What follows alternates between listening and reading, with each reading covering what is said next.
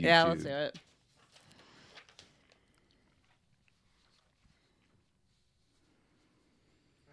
Ready? Hello, everybody out there in the universe. This is Through a Therapist's Eyes, the YouTube live version. We are talking about mental health and finances. We actually have a gentleman that we can finally reveal the teased announcement here in a little bit. But you got to listen to the real show. Or should we do that on live also? I guess we should. No, you got to listen to the real show. You got to do the real show on the Spotify. But these guys are cooler on YouTube Yeah. Live. We should do that. We should do make what the you wanna YouTube do. Live It's- people have a it's special. your show. Well, it's our show. It's our not show, my but it's- You hear her. She's Victoria. She is with us. How are you? Hi, I'm good. How are you doing? And we do. We have Evan with us from First Horizons, right down the street. How are you, sir? I'm doing good, Chris. How are you doing? Yeah, doing good. Glad to we're be glad here. to have you aboard, and looking a lot forward to that. So, I guess we'll tell the YouTube people, what Well, we've you been literally teasing. just did. No, we didn't. We didn't tell them anything. What do you think we've told them? Oh, okay, that part. That part. Sorry. Okay. So there is the announcement we've been talking about for a little while, guys, about a sponsorship. And so really pleased and proud to announce that we are partnering with First Horizons a little bit. Evan, you hooked us up with the folks, and we're really looking forward to a longer relationship, and we appreciate you coming on to support the show. So that is the teased announcement. First Horizons Bank is awesome to help Through a Therapist's Eyes, the podcast. So thanks for that. Awesome. Yeah, no problem. Thank you, Chris. Glad to be here again. Yeah. So, like I said, this is the first before we turn the mics on for the Apple iTunes version and all that kind of stuff. So we get fired up with that. You can interact with us live. We do 6:15-ish on Thursdays is when we fire it up. Ish. Yeah, usually very ish, right? Cough, cough, John. Cough, cough. No, I'm just kidding. I love you, John. You know what? They took a shot at you, but the mics weren't on. You're taking a shot at Mike or John, and he's not even here. Yeah, I'm sorry. To be on the mic. Can I take it back? Yeah, I think you should. Can I think you suck should. it back in? I think you owe Mr. I'm sorry, John. a full apology. I'm sorry, John. I love you. Oh, Did John tell man. you I ran into him at Sam's Club No. like a week or so ago? Oh, okay. Well, Yeah. How'd that go? Good. He met my husband and met Lucas. Ah, the baby. You never met Lucas? I think maybe in passing. Man, we need to get the whole crew together. It's ridiculous. Yeah. And the baby, the 17-month-old, Yeah. for a podcast. No, for just to get together. For just to get together. I'll say you said one time that you wanted to do a parenting episode, and I could bring in Lucas just for Yeah, y'all if to you're- get an idea of yeah. what's it like to manage. He'd probably be scared though. Yeah. He'd probably sit in my lap the whole time. There's a lot going on. That's a for lot. that. About ready? Yeah. Okay. I was gonna say let's go. Hello, this is Through a Therapist's Eyes. I am Chris Gazdick on what is today? This is September the 7th of 2023. I have Miss Victoria over there. How are you? I'm good. Did you have a good week? I did. It was my birthday. Happy birthday Thank you. to you. Okay, please Do you don't want do the that. whole song? I do not. Happy birthday. You're gonna sing it to anyways. you. All right, I'm going to stop right there. Yeah. Okay. Happy Yeah. birthday. Thanks, Big 3-0. Wow. Yeah. How you feeling about that? I'm in denial. I rolled my eyes a little bit. I ago. did. I didn't post it on Instagram until yesterday. And my birthday was Saturday. Oh, Neil to be 30 again. Would you agree? By the way, I'm Neil behind the curtains. I'm playing you tonight in fantasy football. I hope all around the Ooh. world, everyone roots for you to go down, sir. I'm not going to lie. Another reason for us to get this going so I can be home in time to watch some football. We are already getting and we are already going. So we are going to be talking about mental health and finances today. So think about these questions. How does finance affect mental health? How to manage finances and to actually improve your mental health? And then I want to kind of throw out marriage and finances. Is there a connection with mental health? I get your chuckle. Would you want to go? Like 1,000%. Yeah. That would be Is there a even yes. any question to pause there? All right, yes. Now, I have been slow teasing a little bit some news about the Through a Therapist's Eyes. If you've been listening to the show regularly for probably a good 3 weeks now, we've been talking about kind of a cool announcement that we've got to make. And I am really excited because not only do we have a guest, Mr. Evan Moss, who is sitting over there in green shirts next to Victoria. How are you, sir? I'm doing good, Chris. Well, welcome. Glad to be here. We are glad to have you for sure. And the announcement is that you are with First Horizons Bank, right? Yep, First Horizon Bank. First Horizon Bank. Did I put an S in there that was You did. unnecessary? Yeah. Well, okay. I guess there is only one horizon, isn't there? Okay, let's not get too existential here. Well, that's the way my brain thinks, man. It's the way I work. No, you all have agreed to partner with Through a Therapist's Eyes and sponsor the show. Really appreciate it. It's a pretty cool deal. We love having you aboard. We have you as a guest today to talk about what you guys do, which is finances, and what we do in so far as mental health. And so, we thought it'd be cool to actually have you on the show when we announce the connection that we've forged, and looking forward to enjoy for a long time. So we really appreciate the sponsor. We really appreciate the bank, and we really appreciate you being here. Oh, thank you, Chris. Thank you. And like I said, excited to be here. So, yeah, excited to talk a little bit more. Yeah, good deal. All right, cool. So more on that, I guess, in a bit. But let's do a quick segment here, Miss Victoria. Oh, I'm going to tease us here, too, because our topic today, finances and mental health, right? I have a part of the trifecta that I talk about. Evan, those are 3 things that I have found like super influential in the field.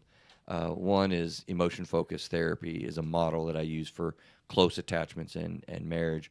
The other is Love and Logic, which is some content material that is excellent for as parenting goes, the parent-child relationship. And the third cool thing, Victoria, next to you, look at her face. Victoria Yeah. does not think they're cool. Okay. Really? That's Really? not what I said. I said we're going to fight today. Yeah, but we're going to fight about a throwdown. specific person and their teachings, Yeah. not necessarily the other things. I use EFT. Oh, no. Yeah, Okay. okay, let's be clear. Okay. Yeah, EFT, we're on board. Yeah, Love and Love and Logic, Logic on board. We don't have any The battles. third, We have a battle. I have, yes. We're going to battle. Yeah. This is gonna be You fun. might be able to sway me. We'll see. But So before we get going too far into that, we do have a segment we wanted to do with a mentor moment. Did That's I blow me. you off this week when we had that, Victoria? I apologize if I did. no, I told you that I have something that we can talk about on the podcast. And I gave you the topic, and you said, yes, save that for the podcast. Oh, and I know what I'm thinking of, and you were like, "Oh, wait a minute, yeah." So, And then I had another thing I want That's to what talk I to you was about right. today, but I was like, it's not pressing. I can talk to you about another thing. good deal. So we don't have John. You sure we can handle this? I think so. Okay, shoot. What He we might got? be able, Evan might be able to participate too. Okay, so I was going to ask you, how do you work with people who are people pleasers?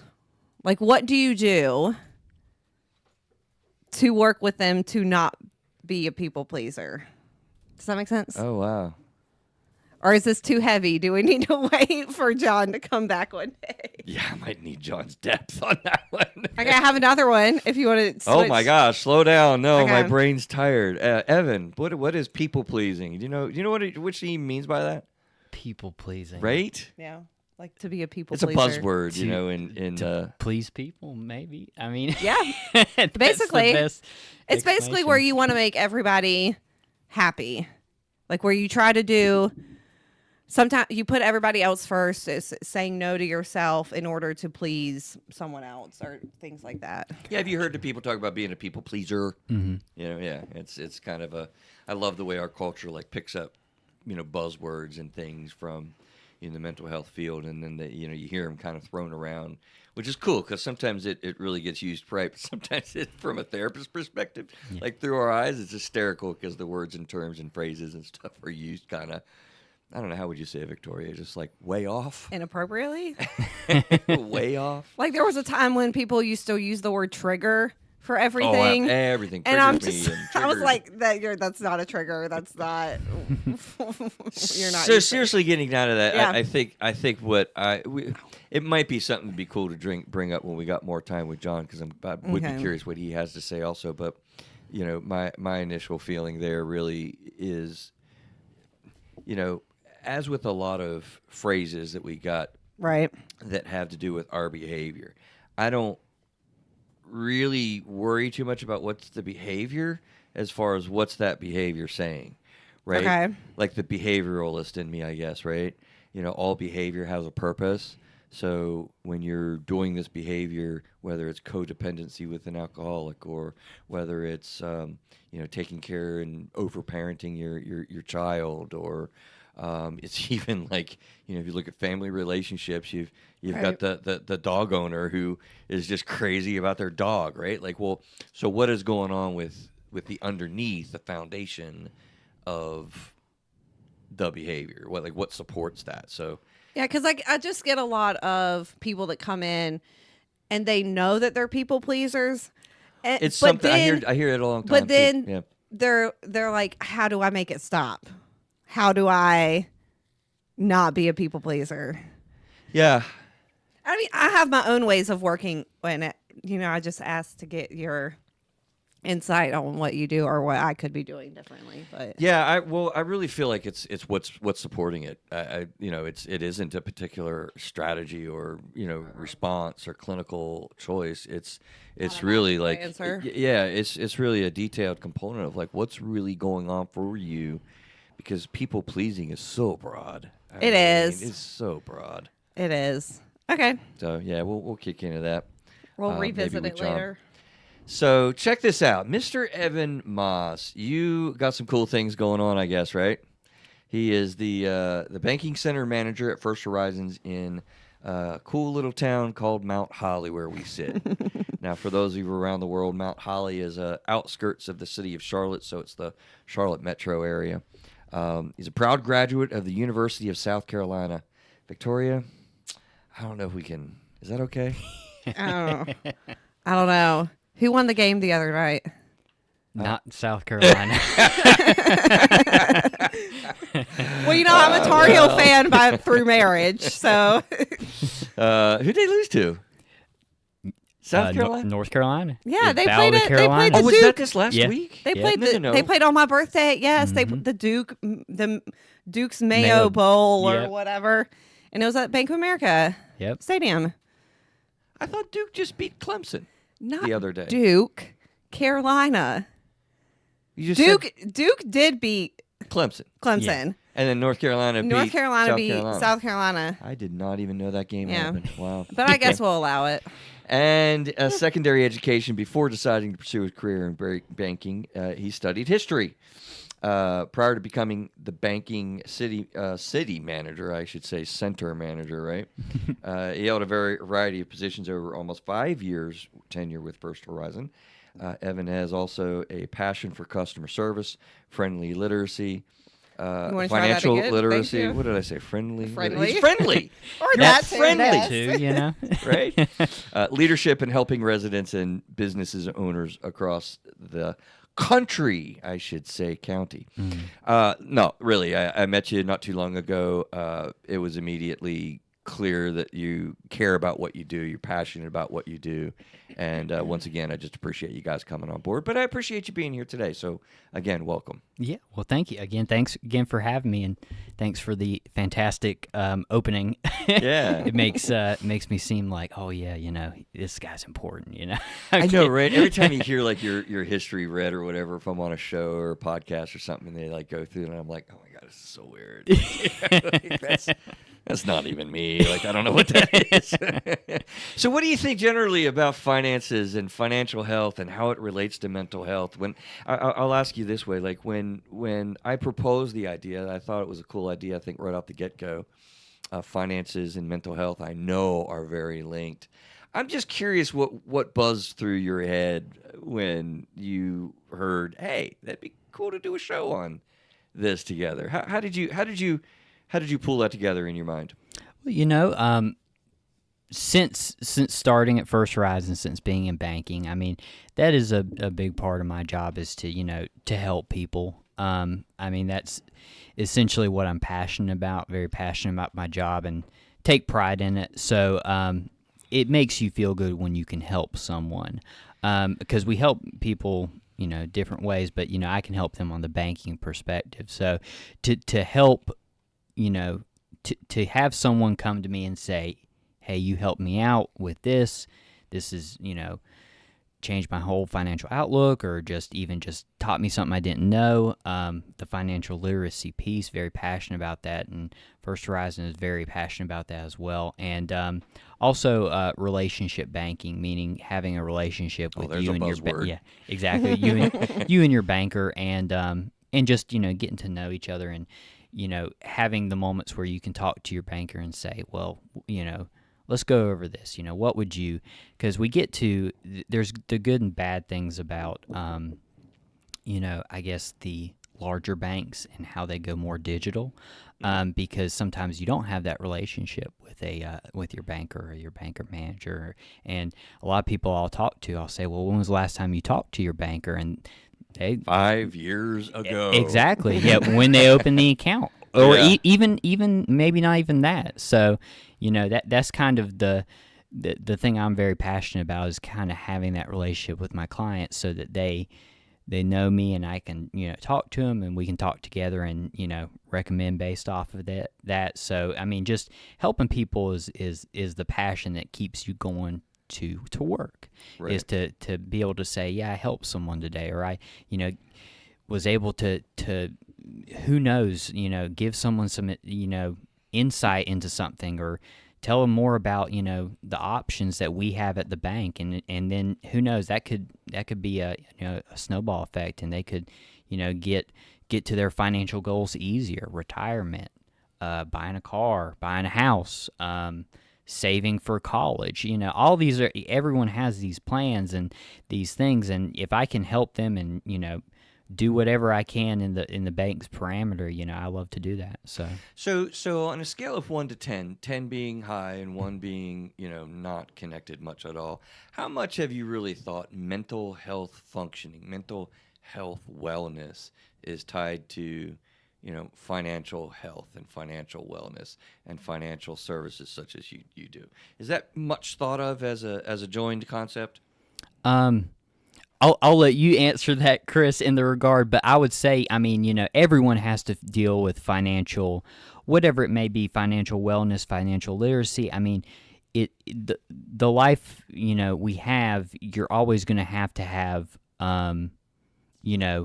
you have to buy a house, you have to buy a car, you have to save up for all this, and that can be kind of, daunting for a lot of people. I guess that's why I'm asking. Yeah. Like, when you're sitting down working with people, how much folks really realize? Because of course the obviousness is, yes, there's a high overlap, in mental health and in just money and finances. But how much are people realizing that is kind of what I'm asking about.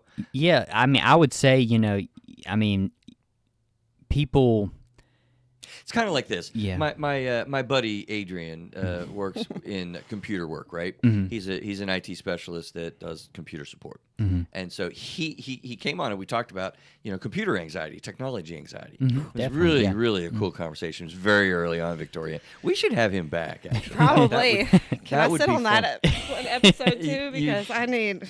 Definitely, right? And so, but one of the things that makes my buddy really good at what he does is he said, look, there's 2 questions. There's 2 problems that I'm working on. I'm working on managing your computer problem and the technical questions that you're trying to solve. And then, but also at the same time, I am managing and tending to your anxiety as you're working with me on this stuff with computers. So he is highly aware of the connection. And I'm just wondering, like in the financial sectors, like how much people are aware of that. Does that make better sense? I mean, yeah, I think it does. Yeah. I mean, when people come and see me, when I sit down with them in my office or talk with them on the phone or whatever it may be, I mean, you've got a highly diverse group of people, group of businesses, group of clientele, and I think everyone wants to be in a financial position where they feel like they are comfortable, secure. They want to understand, what they need to do to get to that position if they can. They want to understand more about what banking and what the bank can offer them in that regard, or whatever it is, products, and what that entails, because that's, everyone's going to have to deal with it. Everyone's going to want to get to the point where they say, yeah, I'm financially secure, So, I think so in that regard. I think everyone has to deal with it, so they all have their different kind of perspectives on, well, when I come into the bank, I want to talk to someone and I want to get some kind of, I want to leave saying, all right, well, I know more, and, I have a plan now, whatever it may be, to say, well, I want to get to that point where I'm financially well, I'm financially successful, I'm financially, set. So I think I think it's a big piece. Yeah, I just think that, and I was just sitting here listening to you and thinking about it. It's like it's such a symbiotic relationship, and what I mean is your mental health is affected by your finances. I mean, we know that there's stress, there's worry, there's all kinds of things, but also your finances are affected by your mental health, and we'll talk maybe more about it if we have time. But yeah, right? You get impulsive, you buy stuff you can't afford. If I'm depressed, I'm right. Retail therapy. Right? Personally or professionally, you're citing your knowledge there. That sounded a little close. That's what I do personally. That is not what I recommend for my not clients. what you recommend, but No. what you do. You say, right. And we're all susceptible to that. So, I mean, it's just interesting to me that symbiosis that is there, as it relates to the way that we feel, and then the way that we feel influences, the way that we use money. Like, I would submit to you, and I sense it when I walk into your branch. I mean, you guys are very peaceful and comforting, but I don't know if people realize, like, sometimes it's not quite like walking into a dentist's office or, a cancer patient's office or something like that. But people probably walk into banks like a routine appointment that you wouldn't think about, freaked out, like stressed to the hilt, right? Me. What do you mean? That's me. Go ahead. Go ahead. No, that's me. Like, I walk into Bank of America, all I'm doing is cashing a check, and I feel like have a bomb strapped to my chest or something, and that, like... Is it that bad? Jeez. Yeah. Well, I could tell you, I've been in banks before and felt very stressed out. Like, am I going to get the loan? Am I not going to get the loan? Am I going to get what I need? You got people coming in during divorce circumstances where they're splitting accounts. I mean, what are you could probably do this list better than I can, right? The stressful things people are dealing with. Yeah, and there's kind of like, and that's what I kind of like to do with my branch, and First Horizon has kind of, instilled is that kind of, you want to be a very welcoming environment. We want to welcome, we want to have great customer service, we want to have great, like I said, relationship banking. That's a big piece of that. So it's not feeling like that. So it's not feeling like a big bank where you go in and it's very, there's no hello, hey, how are you? There's no one greeting you. There's no one maybe shaking your hand. Victoria, they actually do like CC's when I go into the First Horizons Bank. The ladies tell her like, "Hey, how are you?" And I was like, "I love that." I know. Yeah. It means a lot. It means a lot, and it really does. Yeah, honestly, it does, and it's it's something we take pride in. To kind of say, hey, well, yeah, people like banking here. People like coming in here. It's I like I said, I take a lot of pride in my job, and I really enjoy it, and that makes me feel good when people say they like coming in. To have that welcoming environment, to have that customer service, that relationship banking. I mean, that it means a lot to a lot of people. Okay, I got to ask you this question. I'm hoping you're answering it. I can see that. No promises. Yeah, I know, right? he already sees it. He sees through me. Oh, no. I did not set this up well enough. I'm sure he's going to be like, no, the administrators are listening. What is the craziest, the most difficult marital fight that you have observed? You can't tell me you haven't observed them in the office of banking.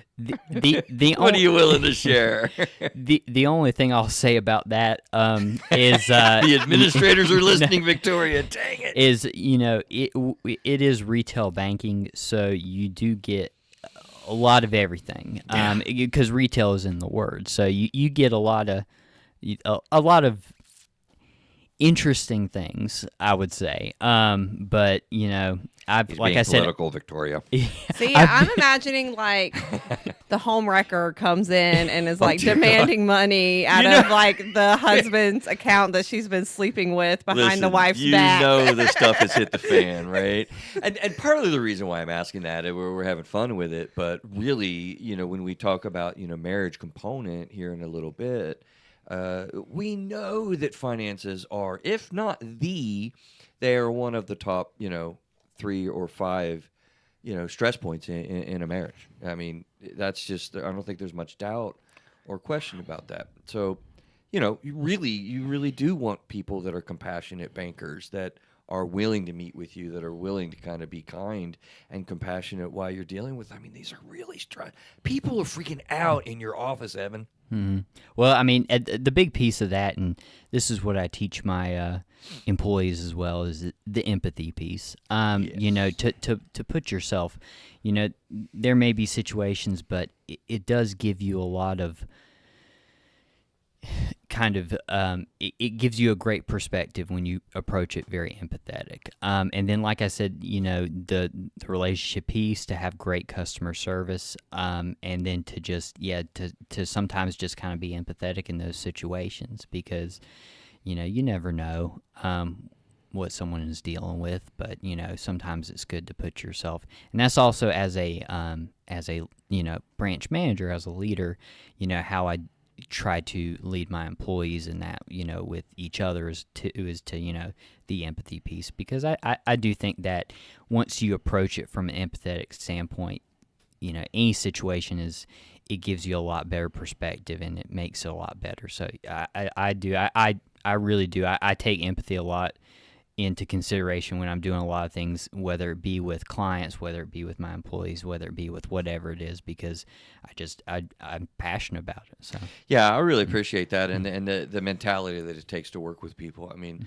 one of the things I'm looking at and thinking about when I deal with mental health, and finances comes up in therapy, regularly, right, Victoria? Yeah. Go, you should see her facial expression on YouTube.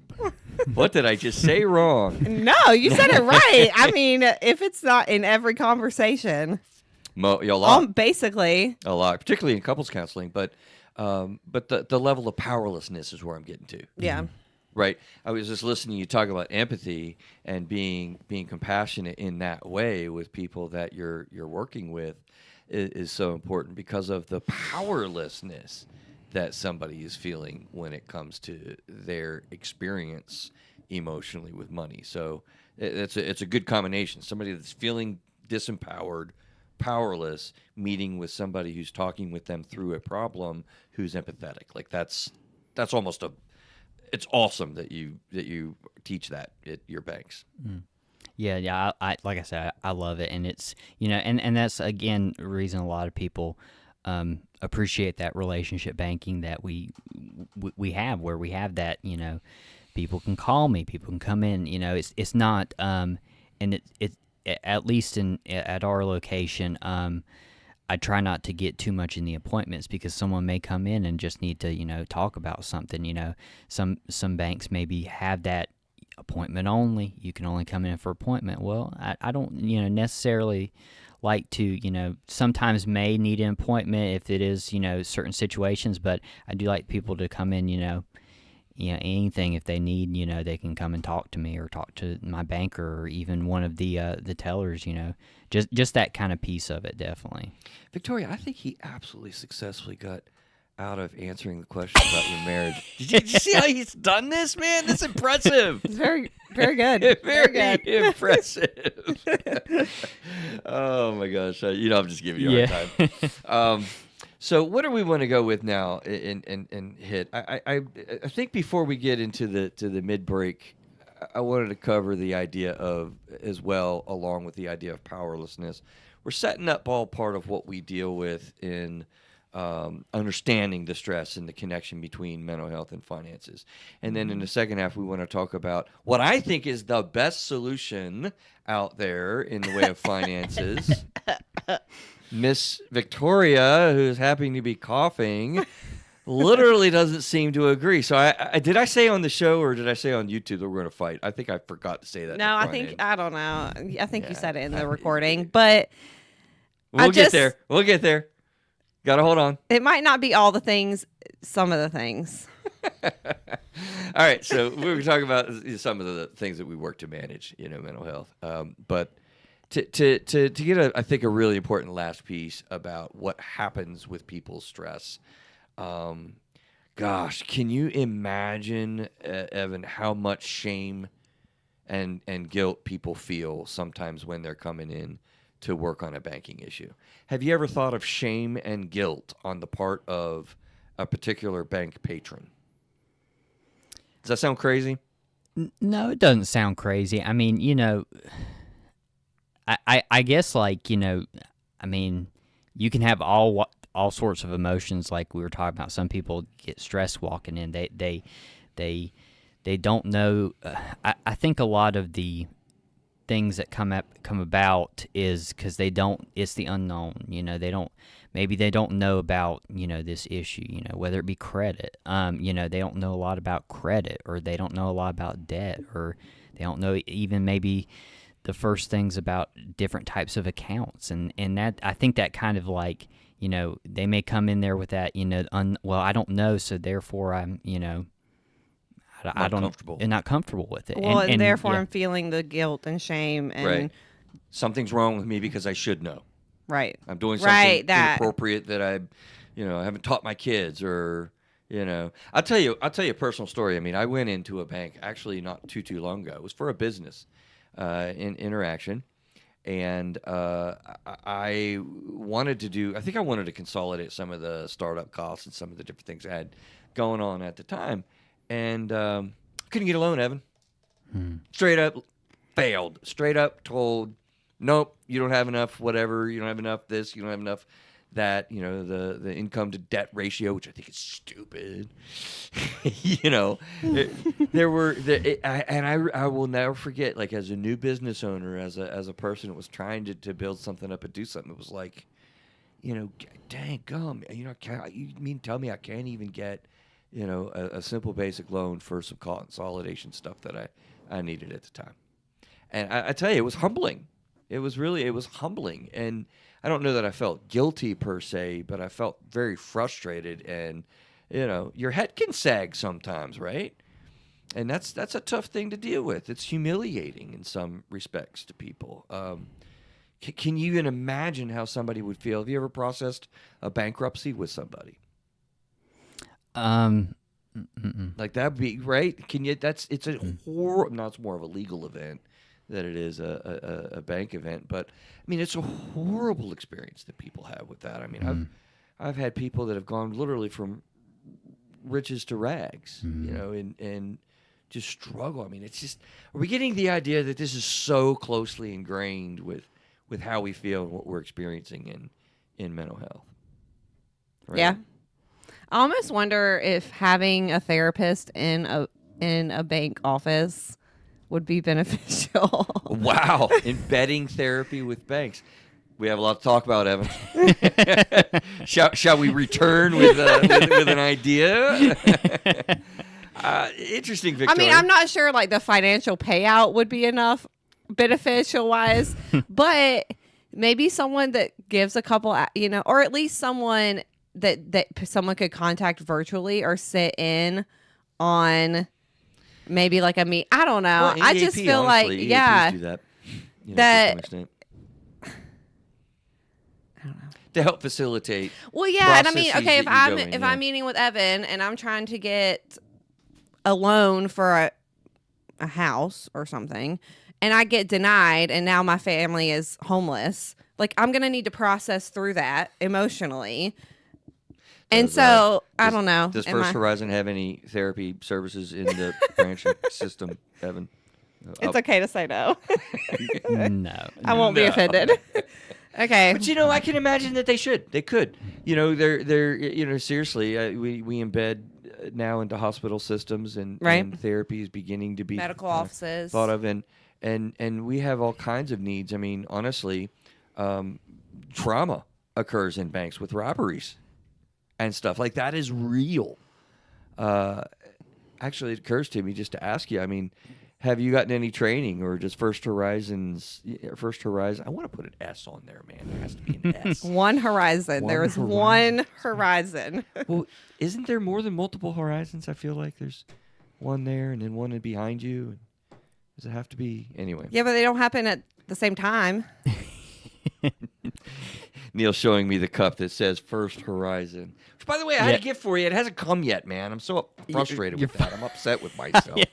Didn't do it. What, did you get a month in thrift advance. therapist size cup? Yeah, I did. But it's like, should have done You it just 2 need to months have in a stash advance. here somewhere. I know. Well, we got a cup. You We want a got a cup? mug. But you We don't got a like that. mug. You don't like the cups. He likes the mugs, man. So, right. I do like mugs. I do like mugs. Yeah, he made a comment. He's like, I like these mugs. I'm like, Yeah. oh, okay. Well, we probably have one or two.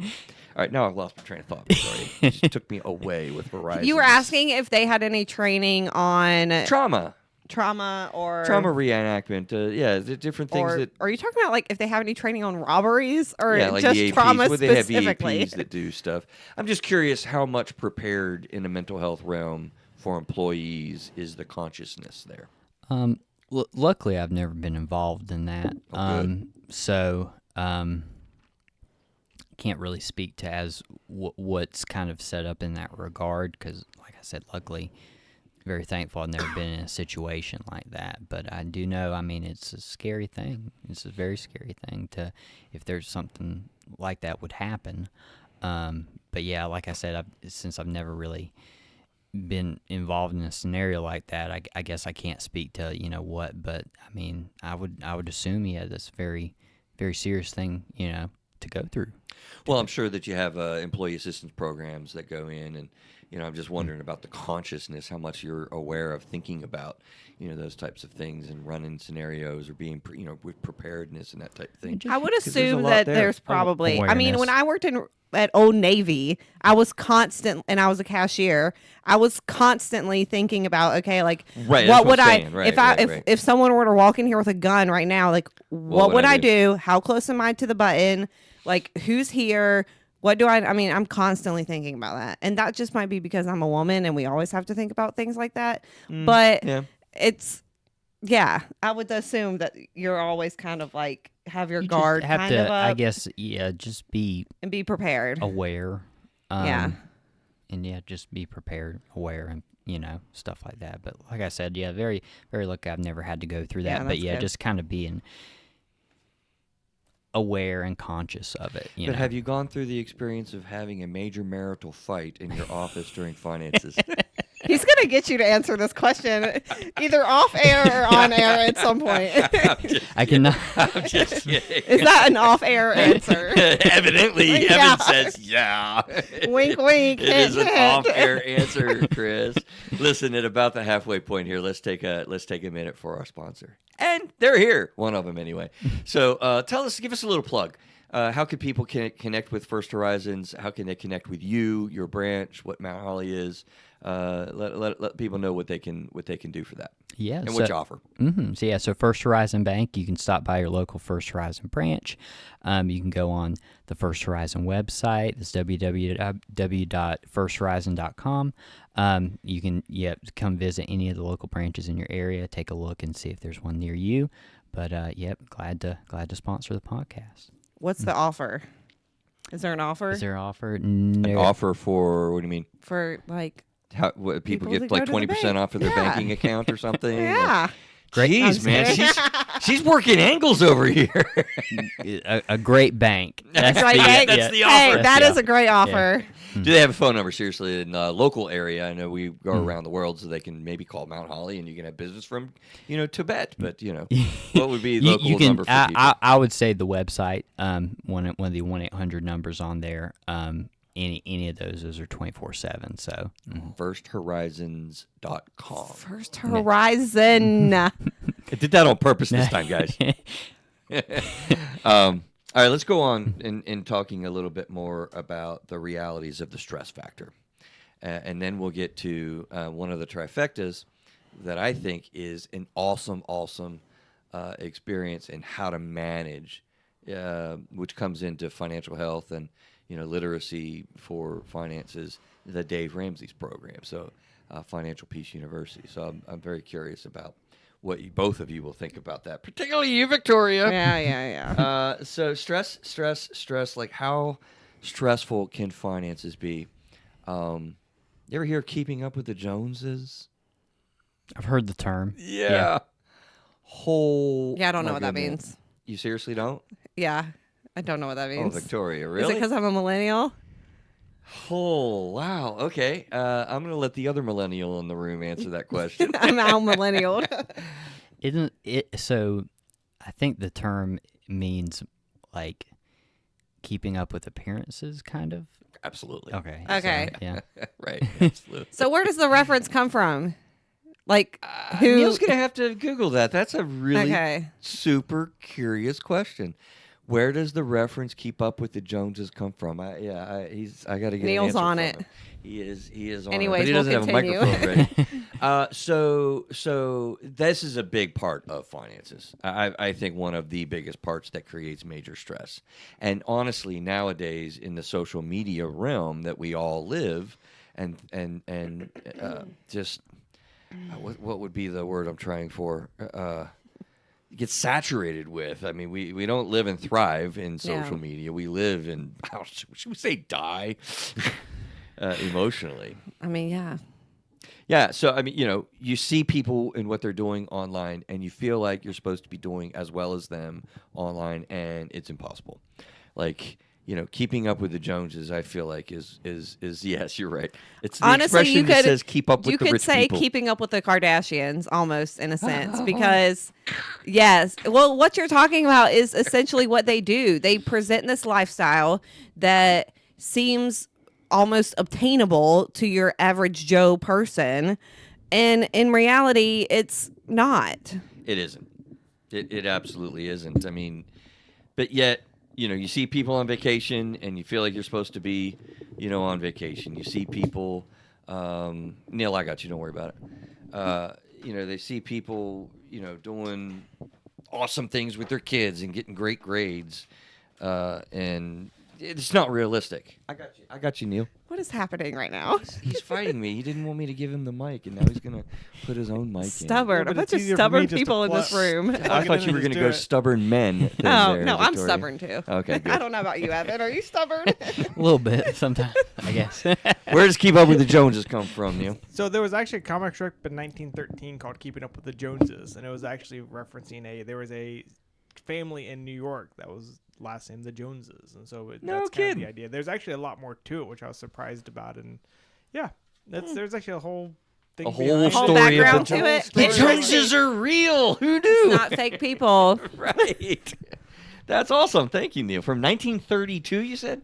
1913. Oh, And actually, gosh. Mark Twain references the Joneses and the Robinsons, which I thought was kind of funny because that's my last name. So Yes, we got to keep up with the Robinsons. I'm definitely not there. It's easy to keep up with me. Got you. I appreciate that. That's awesome. That's awesome. So I don't know. I don't know how much we need to go into that. I think that's pretty self-explanatory. There's a lot of mental health into finances, and it's just a big issue. So what do we do about it? How do we manage this?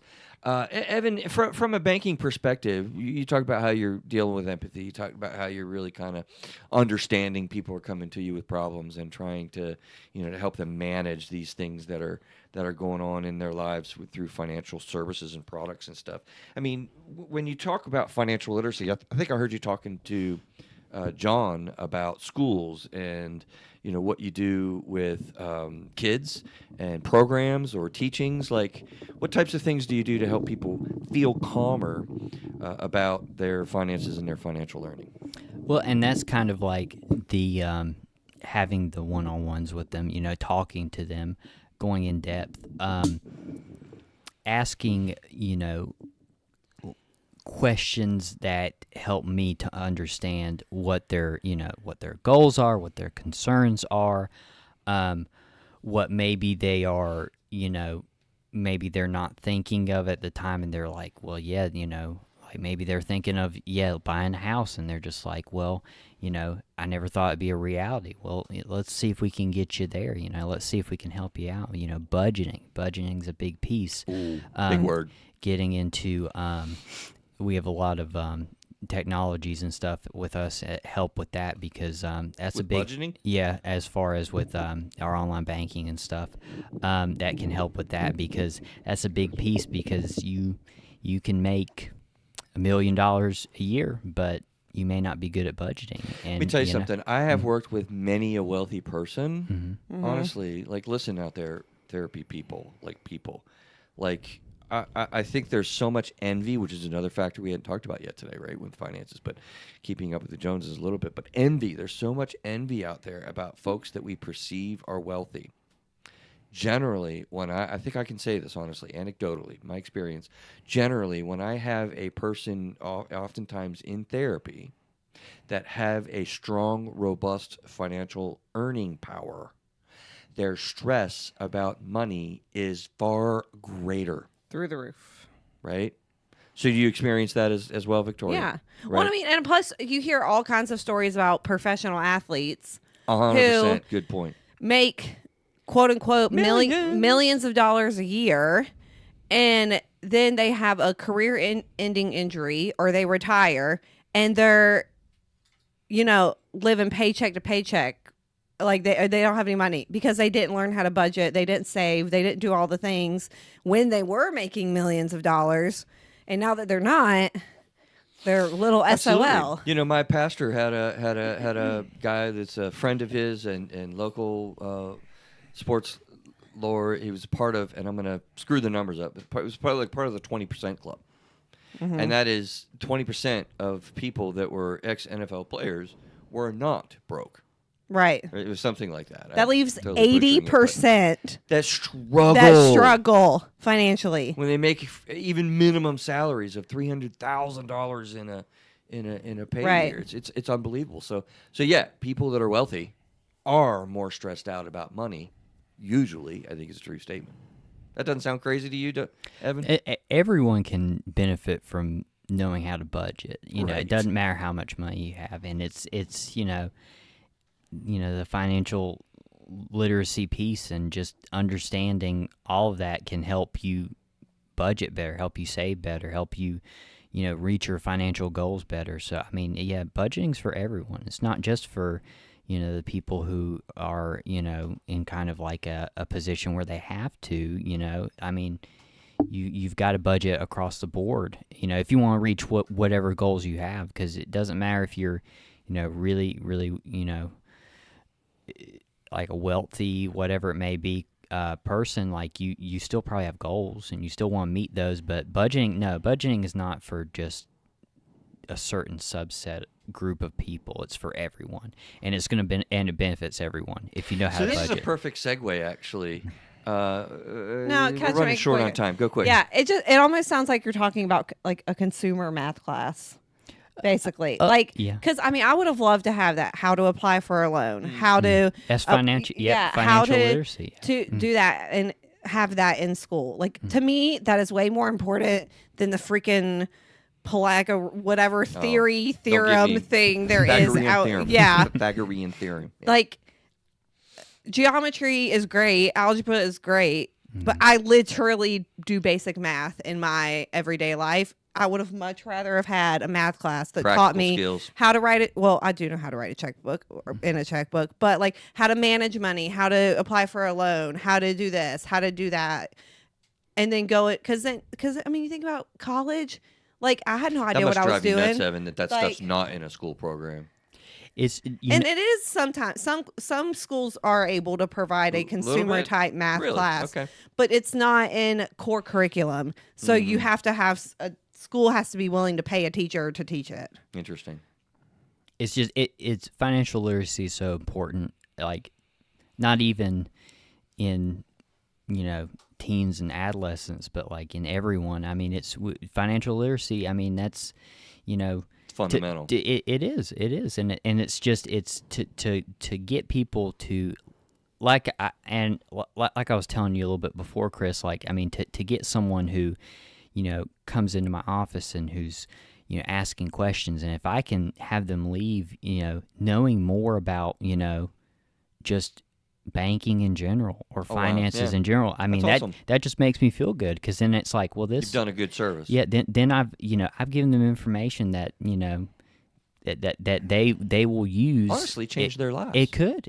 So I really enjoy that part of my job because that can be something I can do to tell someone or to go in depth about this and explain it to them. In you a know way, what's funny, yeah. Evan? Maybe you haven't thought of it or not. I don't think I've thought of it either, but original thought that you might not realize. Like when people are massively stressed out, okay, money, massively stressed out, there's also massive chance for great change. Mm-hmm. Like think about that. Like you're interacting with people when they're really massively stressed out, inherently with the potential when they walk out of your office for a wonderful, beautiful, strong step of growth that comes out of your office. Yep, to help Well, it's people. the same thing we have doing therapy. Of course, right? Well, that's what I'm saying. You and I get it. I'm wondering if bankers get that or realize that. It seems like they do. It you seems feel like Evan does. euphoric sometimes when someone leaves your office and they have this And better you know you did it. understanding. You know you nailed of- it. You know. And they feel better about themselves financially and financial confidence. I do. It That's helping sure. people gives me so much joy in that regard, and that's why I enjoy my job. At the end of the day, it's stuff like that. If I can make a good impact on someone, if I can have good customer service with someone, and they thank me for it, and they enjoy it, like I mean, it does. It gives me the fulfillment as far as like I'm giving back. I'm doing something good. So yeah, no, I do get that kind of joy from that because it's like it's not every day that you feel really good about helping someone, and you're in a position or you're in a job where you can, and that's very blessed to be in a job that I can help people. I'm help glad you people. guys realize that at Yeah. First Horizon. Sorry, I derailed us for. No, you're fine. second. Well, let me pull us back because it's a good Yeah. transition to Financial Peace University. You ever hear of Dave Ramsey? I've heard a little bit. Do you know Financial Peace University? Not in detail. Okay, so it's part of what I call the trifecta, and I've thought of this in a while for a while because when I came across these three kind of things, they really make high impact. And so, Victoria, I'm really kind of curious in what how you'll go about this. Yeah. Because we were talking about this particular show, and I was kind of like, it's a good opportunity to talk about Financial Peace University, which is one of the things I love. And she was like, I'm not so sure. Now, I told you that I see a client that you used to see in couples, and they told me that you talk a lot about Dave Ramsey.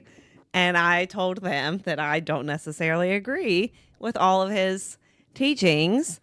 And you were like, okay, then you're being on the podcast, not John. John's I was like, out. okay. You're in. I got to know more of what you're saying. So we'll get into the briefs of that, Right. because I think there are some components that are fundamental in what really helps to help manage. Because, Evan, you're talking about how do we manage mental health with these financial realities and literacy, and I love that. By the way, it's awesome to hear you talk about it. I mean, you're a mini therapist and may not have known it, but, when you're working Specifically with with finances. specifically with finances, yeah. Some anxiety. So what's your beef, Victoria, with Financial Peace University? I'm know, curious.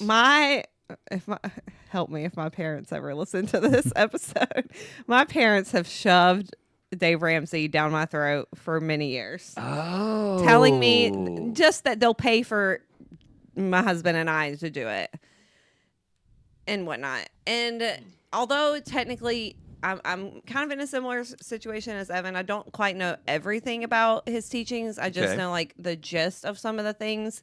And I just think Evan might be on my side after this. As a millennial, I feel like there's a generational difference that some of his principles apply better to people who are of his generation and surrounding rather than millennials. Oh yeah, we're totally gonna fight.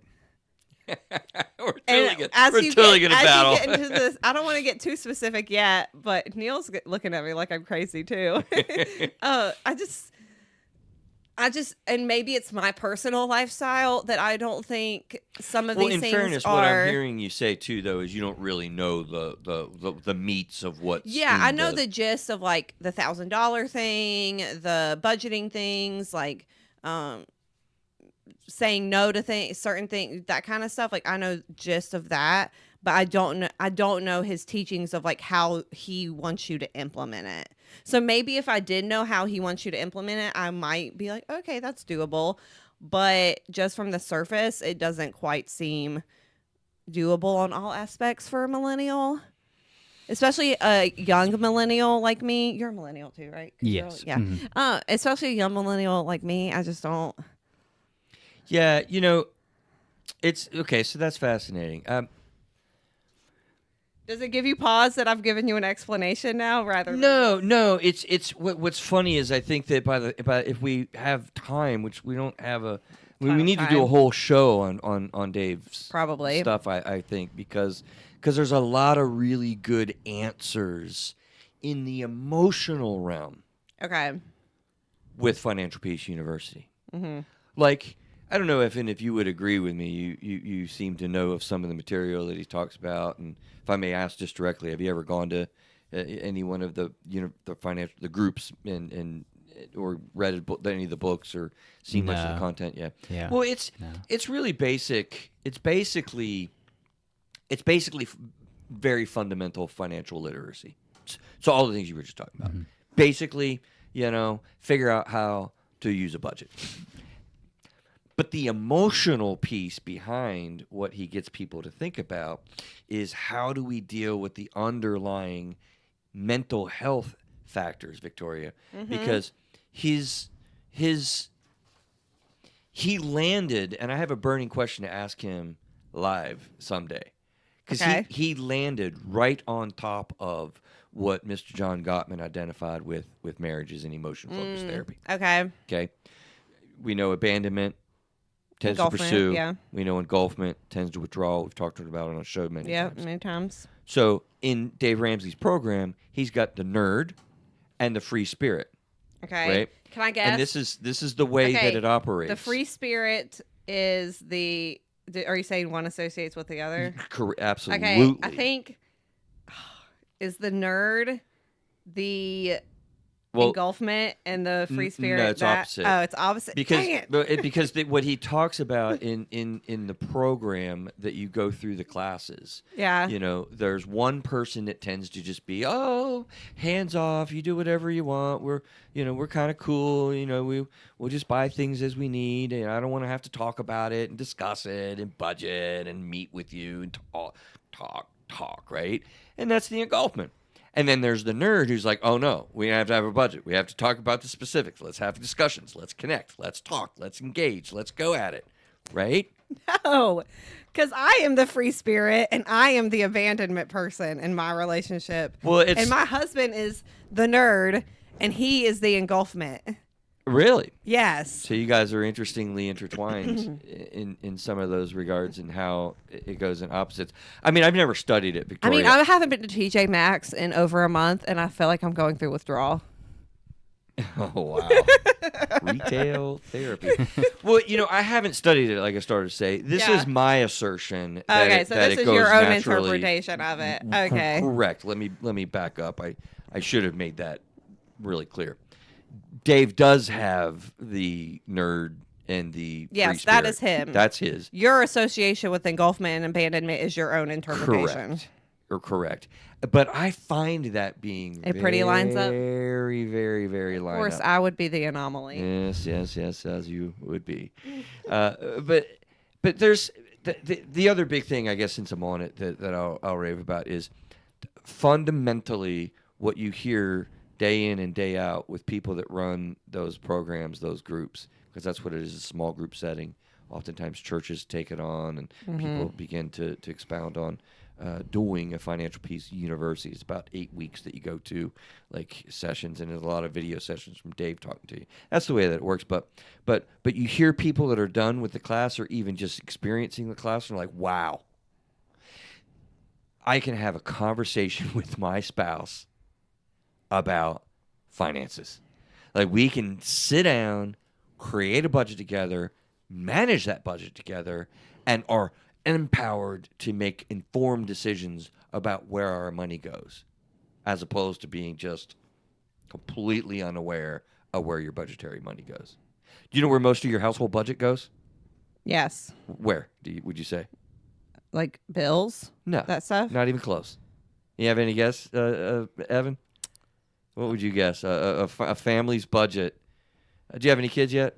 I don't. No. Yeah. Okay. Yeah. What would you guess a family's budget would go to? Well, I mean, I would almost say bills too. You know, your Honestly, house no. payment. Dude, your- Probably my your- kid. Your kid. My kid, No, wait yeah. a minute. Not specifically your kid. Your kids will eat you out of house and home. Can I say? Your budget is overwhelmed by food. I guarantee you. Restaurants, drinks, beers, and groceries. I will say this year, my husband and People I have have talked, no idea. and this year collectively we are set to make the most we've ever made together since we've been married. Right. And yet it feels like we are making less Mm-hmm. because this is our first full year with a kid Oh, from yeah. January Oh, to yeah. December. And yes, Yeah. he is eating us and killing us out of house and home. It's so true. And we just have one.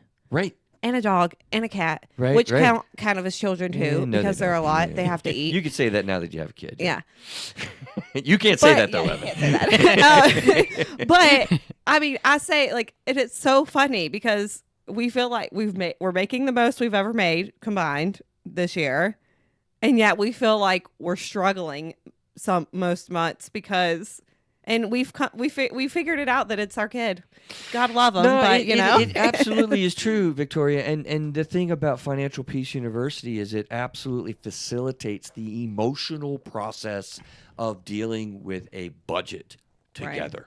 That if I were to buttonhole it together, like that's why your parents are probably all over your ass to get this thing done because Yeah. they will be able to know because they know. I mean, when you go Yeah, through it, they've you're like, done it. wow, Yeah. wow, this helped tremendously just to facilitate us. I mean, Because you can have a okay. budget if you want to, but if you can't coordinate it with your family, then you're screwed. You know what I'm saying, Evan? Mm-hmm. Which is actually one of the reasons why I was thinking, like, what kind of marital fights have you seen? Because that, I'm telling you, it's brutal Yeah. when you're dealing Okay, with so if with we're this. gonna point out like specifics, like some of his specifics. Yeah, we things. probably don't have time to go all Can the I way just through do it. I guess one? our me just- you want fight me is to- going to have to be for another day. I can pick out one. Go ahead. Okay, for me, he teaches, and correct me if I'm wrong, that you should have $1,000 emergency like in your savings at all times. Oh, Is that yeah, correct? it's the first thing to do. Yeah. That's the first thing to do. Yeah, it's Yeah. the Okay. start. Yeah, that's not possible. I mean, that would take me forever to do that. Well, okay. So I've gone. Oh, through, wow, I've, he's got I've- the mic. I've gone through. Yeah, I was gonna say Financial he's Peace been sitting over there waiting. Yeah. to I did talk. not know. But, okay, so here's one thing. So that goes back to budgets. That goes Okay. back to knowing where your money's going. You need to start with $1,000, but you really want 3 to 6 months of savings. Right. The idea To pay for is what? To pay for bills, like if enough you to lose pay. your job. Okay, then I need to have enough to pay for me and my family for 3 to 6 months. is what Right. they- That's his long. It's one of the steps. But see, this goes back to the idea of the old school mentality of not getting in debt.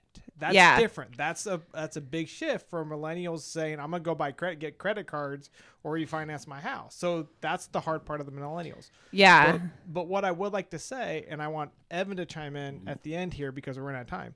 Yeah. If you're looking at the top things, because everyone can look up financial peace and you can look at all the stuff. Right. When someone comes into your bank, what are some like the top 3 things you want them to do? Like if you say you're really struggling, here's how to get you on the road to better based on learning your financial literacy. What are some things you recommend your clients doing when they come in, whether it's a teenager, a college person, whether it's someone's like Victoria that's saying, hey, we both have jobs, but we don't have any money. What's going on? Like, what would be some things you would say, like top 3 things that you would say you need to be doing X, Y, and Z? Yeah, that's a great question. So, Good job. savings. As far as just having a savings account, doesn't matter. Just save. Just also understanding the bank itself, as far as like us First Horizon, like there's a lot of kind of gone are the days where you just go in a bank to just cash a check. We have a lot of different services to offer, to know that the bank has a lot of those different services and that we can go through, we can do a lot. We're not just So save, use the tools. use the tools that are there. And then just to have a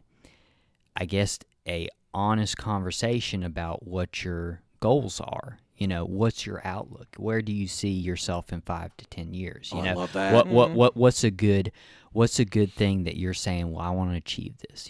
I mean, I know I keep going back to it, but like, a house, a car, but like, I mean, you've got people in different life stages who come in there. You've got the adolescents, you've got the teens, you've got the middle age, and you've got the even the older people, and those people all are in different life stages, and they all have different goals.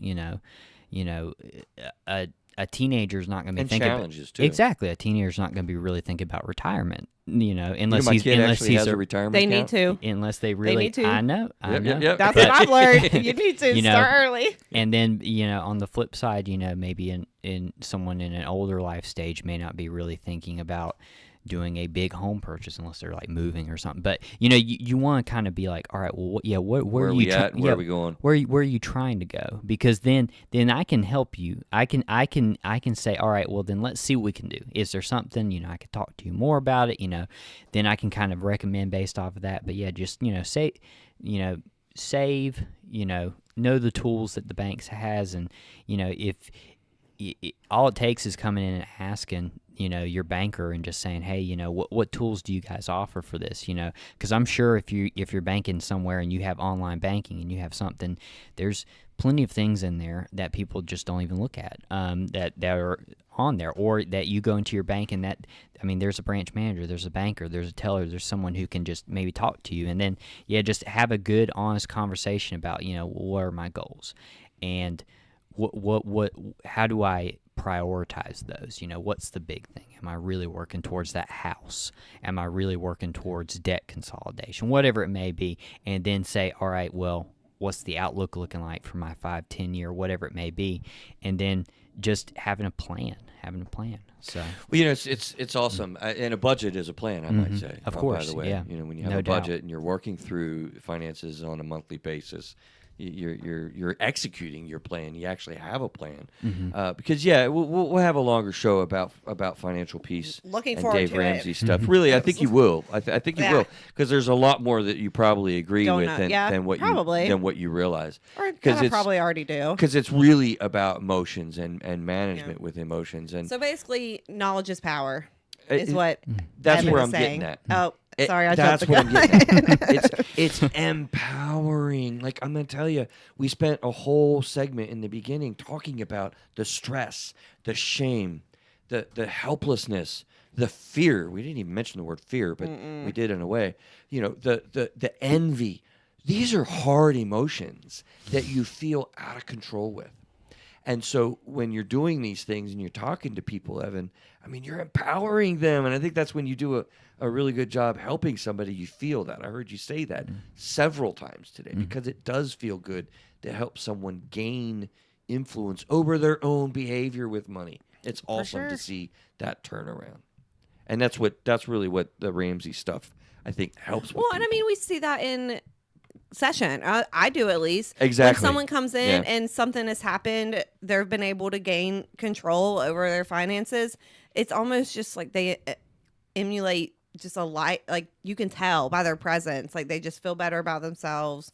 And a lot of times solving their financial struggles solves other things that they're going through as well. And so, Because otherwise you It's have kinda like a domino chronic effect.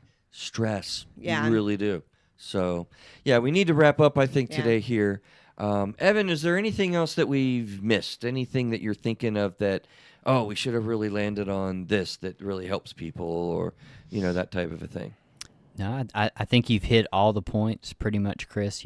Just everything kind of, the knowledge piece. I think you hit that because I know I probably said the word so many times, but financial literacy. That's just understanding it, because knowledge is the first step to doing that is understanding it, understanding finances, understanding banking, understanding all that. So I really, and like kind of how you mentioned on, introducing me, I was originally going to be a teacher before I Right. went into banking. History.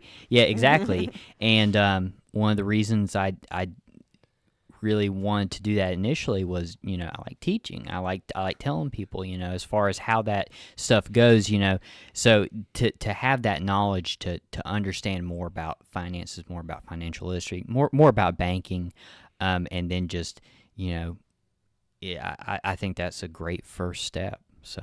Yeah, absolutely. Well, listen, maybe it's just you, maybe it's just Evan, but I appreciate the perspective that you're talking about. I appreciate the experience that you represent, and I appreciate your passion for helping people. Maybe that's just Evan. I have a suspicion that might be First Horizon. And so, again, really glad to announce the partnership and appreciate your support. Yeah, thanks for being here. Yeah, and I really glad to appreciate be you here. hanging out with us. Thank you and for having me. delivering a good message about mental health and finances. Also, I think we forgot something at the beginning of the episode. This is not the delivery of therapy services in any way. Oh, Yes, God. thank you. I didn't even do my full normal You did it. intro. Yeah, I did. Matter of fact, to be honest with you, I think I was so excited to talk to I Evan. think you and whatnot. were. Yeah. I think this is the very first time I have done a whole episode, literally since episode 1, where I didn't say the human emotional experience. Let's figure this out together. Gosh, What a way to wrap it up, I am Chris. off today, girl. It's okay. You were excited. It's forgiven. All right. Well, thank you very much, and thanks again for being with us, guys. Take care, be well, and we will see you next week. Bye, guys.